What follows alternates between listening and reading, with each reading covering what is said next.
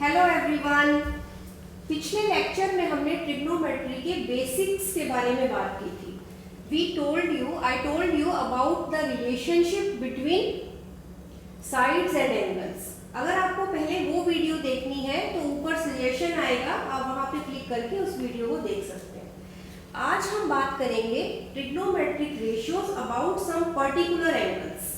उसको हम कैसे फाइंड कर सकते हैं? जनरली तो इसको हमें मेमोराइज ही करना पड़ता है, but I am telling you a very simple way. उससे आपको easily you can find particular angles पे ट्रिग्नोमेट्रिक रेशियोज कैसे फाइंड कर सकते हैं। तो हमारी ट्रिग्नोमेट्रिक रेशियोज क्या है? सबसे पहले सबको पता है sine cos tan cosec sec cot.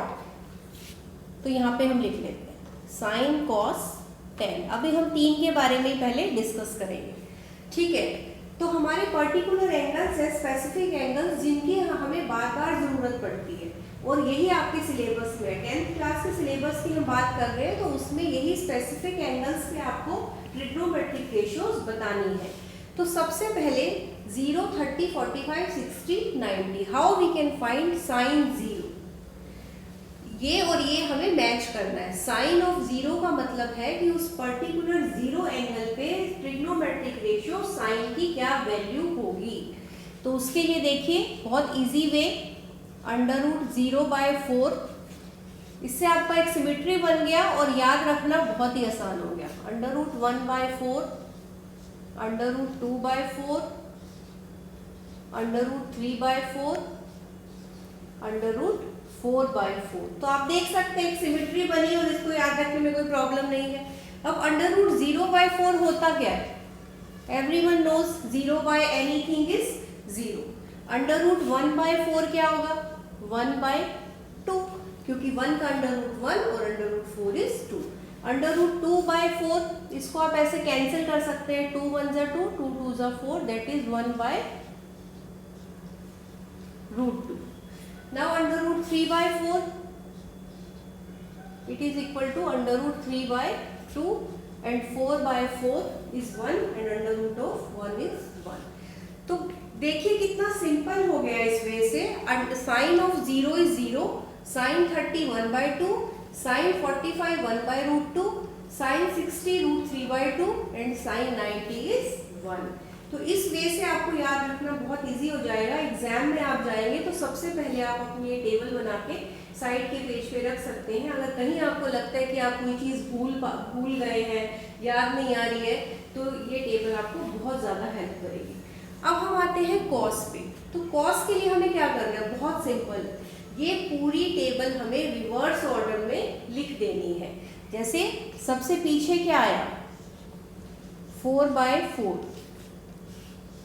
√3/4, √2/4। तो साइन 45 और कॉस 45 सेम होते हैं, यहां से हमें ये भी पता चलता है। √1/4, √0/4। In the similar way it is equal to 1, it is equal to √3/2, 1/√2, 1/2 equal to 0। तो हम देख रहे हैं कि रिवर्स ऑर्डर में जो जो साइन की वैल्यूज है, कॉस की वैल्यू रिवर्स ऑर्डर में हो जाती हैं। तो बहुत सिंपल हो गया। अब हमें टेन की वैल्यूज देखनी है। आपको पिछली वीडियो में मैंने एक्सप्लेन कर दिया था कि टेन ऑफ थीटा, किसी भी एंगल पे टेन की वैल्यू क्या होती है? It is equal to sine theta by cos theta.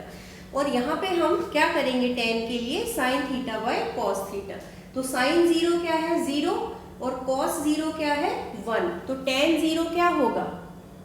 0/1 equal to 0। इसी तरह tan 30 क्या होगा? 1/2 बाय √3/2। और हमें मालूम है डिनोमिनेटर कैंसिल हो गया, it is 1/√3। tan 45 sine theta by cos theta, it is equal to 1। tan 60 √3/2 by 1/2 equal to √3। And tan 90, ध्यान से देखिए tan 90 हमारा क्या हो रहा है 1/0, और 1/0 हमें मालूम है इट इज नॉट डिफाइंड। किसी भी नंबर का अगर डिनोमिनेटर 0 हो जाता है तो वो नंबर नॉट डिफाइंड होता है, तो हम यहाँ पे लिख देते हैं नॉट डिफाइंड। 1/0 को हम नॉट डिफाइंड कंसीडर करते हैं।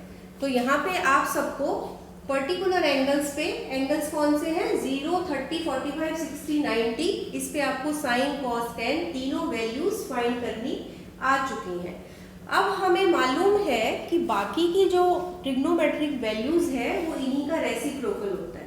तो कोसेक अगर हमें फाइंड करना है कोसेक ऑफ 0, तो वो साइन का रेसिप्रोकल हो गया, और साइन 0 क्या है 0, तो कोसेक 0 क्या हो जाएगा रेसिप्रोकल के लिए 1/0, that is equal to not defined. अभी बता दिया आपको कि किसी भी नंबर के नीचे डिनोमिनेटर अगर 0 हो तो वो नंबर नॉट डिफाइंड होता है। अब हमारा आ गया साइन 30 1/2 है, तो कोसेक 30 क्या हो जाएगा 2/1, उसका रेसिप्रोकल कर लेना है। इसी तरह कोसेक 45 क्या हो जाएगा √2/1, that is equal to √2। Cosec 60 क्या हो जाएगा 2/√3, इसका रेसिप्रोकल लिया 2/√3। इसको चाहो तो आप फर्दर सिंप्लीफाई भी कर सकते हो, √3/√3 इट विल बिकम 2√3/3। ये रैशनलाइजेशन कर दिया मैंने, 2/√3 था इंटू √3 या 2/√3 is also okay, it's up to you. Now cosec 90 is 1, इसका रेसिप्रोकल क्या होगा 1/1, that is equal to 1। Similarly आप लोग ये सब कर सकते हैं। सेक के लिए आप कॉस की हर आइडेंटिटी का, हर नंबर का आप रेसिप्रोकल ले लेंगे, और कॉट के लिए आप tan के हर ट्रिग्नोमेट्रिक रेशियो का आप रेसिप्रोकल ले लेंगे। Continuing like this you can complete the table.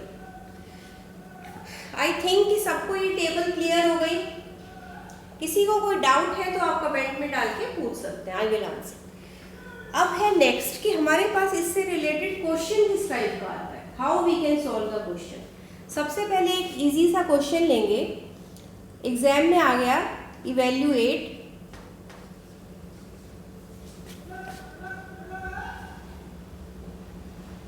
sin 30 cos 60, ये थोड़ा सा मैं रब कर रही हूँ, प्लस cos 30 sin 60। तो इसको किसी भी वे में, डिफरेंट वेज में ये लोग दे देंगे आपको क्वेश्चन।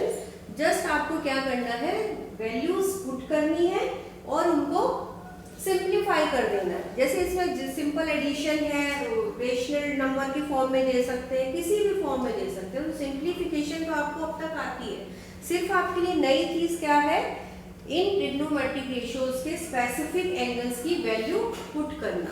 तो यहाँ से भी आप अभी देख देख के मैं आपको बताती हूँ। देखिए साइन 30 की वैल्यू क्या है, यहाँ से 1/2 इंटू, बीच में कुछ नहीं है तो they are getting multiplied. cos 60 की वैल्यू भी क्या है, यहाँ से 1/2। फिर cos 30 की वैल्यू यहाँ से देखिए √3/2 इंटू sin 60 इज ऑल्सो √3/2। और एक बड़ी मजेदार बात यह है कि साइन की वैल्यू जैसी आपको याद हो गई, कॉस की वैल्यू उसके रिवर्स ऑर्डर में है और tan की वैल्यू उसके रेशियो में है। तो इससे बहुत इजी हो जाता है अगर आप इतनी सी बात भी याद रख लेते हैं।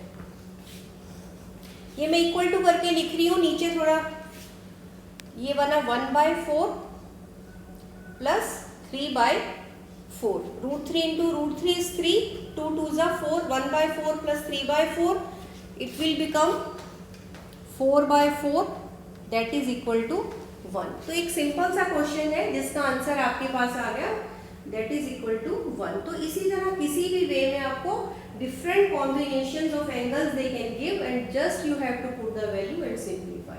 पूरी एक्सरसाइज इस पे बेस्ड है। बस मेन थिंग क्या है कि आपको ये ट्रिग्नोमेट्रिक टेबल याद रखनी है, और उसके लिए मैंने आपको इजीएस्ट वे एक्सप्लेन कर दिया है। अब आपको ट्रिग्नोमेट्री कुछ भी टफ नहीं लगेगी। जनरली बच्चों को ट्रिग्नोमेट्री कई बार थोड़ा सा टफ लगती है, पर अगर आप इस तरह से चीजें समझेंगे तो it is very easy. Okay friends, thank you.